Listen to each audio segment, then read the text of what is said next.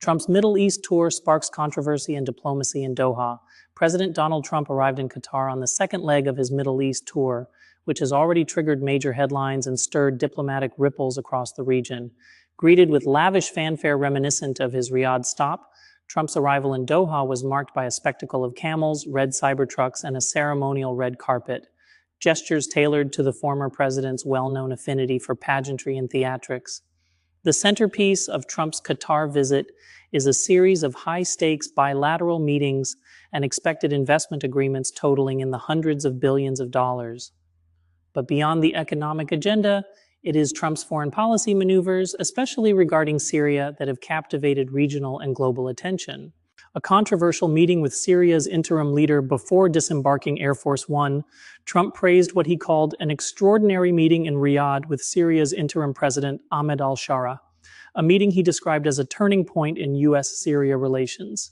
"He's a young, attractive guy, tough guy, best fighter in the world," Trump said of al-Shara, adding that the Syrian leader has a real shot at pulling it together.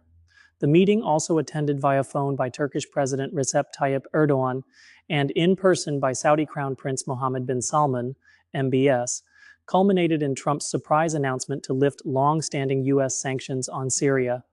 This policy pivot drew criticism and astonishment.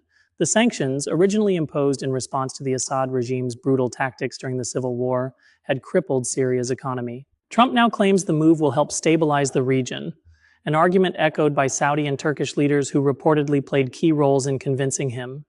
U.S. directives to Syria, the Abraham Accords, and beyond. In a revealing exchange aboard Air Force One, Trump outlined a list of directives given to Syria's interim leader. Among them, joining the Abraham Accords to normalize ties with Israel, expelling foreign terrorist groups, deporting Palestinian militants, assisting with counter-ISIS operations, and assuming responsibility for ISIS detainees in northern Syria.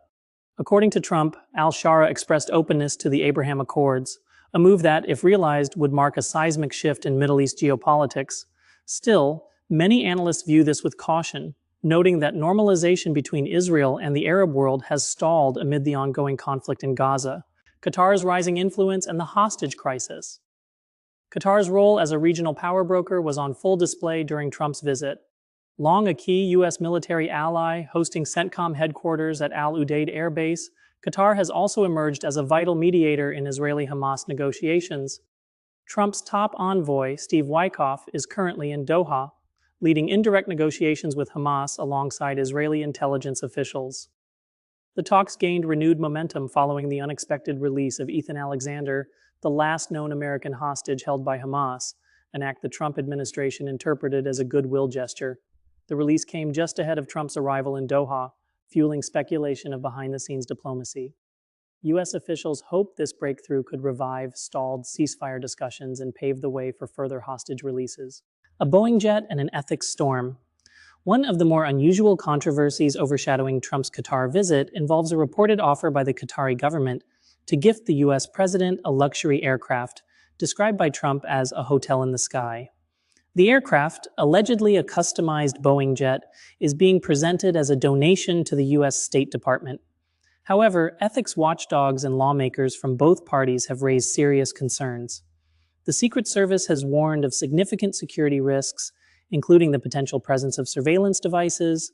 Retrofitting the jet to meet Air Force One's standards could take years and cost hundreds of millions of dollars. While Trump insists the gesture is legitimate and helpful, calling it smart diplomacy, critics, including conservative allies like Ben Shapiro and Laura Loomer, have denounced it as unethical and potentially illegal. Gaza, Netanyahu, and a fractured alliance. The backdrop of the Gaza conflict continues to haunt Trump's diplomatic ambitions. Once hopeful that Saudi Arabia would normalize ties with Israel under the Abraham Accords, Trump now concedes that such a breakthrough is unlikely in the current climate. The lack of a credible peace process and the Israeli government's hardline posture have frustrated even close allies. Behind the scenes, tensions are growing between the Trump administration and Israeli Prime Minister Benjamin Netanyahu. Multiple U.S. officials have questioned Netanyahu's willingness to bring an end to the war, further complicating American efforts to broker peace. Conclusion: a show of power, but questions. Linger Trump's Middle East tour has delivered headlines, controversy, and carefully orchestrated symbolism. Yet for all the Cybertrucks and camel processions, the core questions remain: can his diplomacy deliver real results in Syria? Will Qatar's growing influence shift the trajectory of regional peace efforts? And can the optics of this trip overshadow the ethical and strategic landmines still unresolved?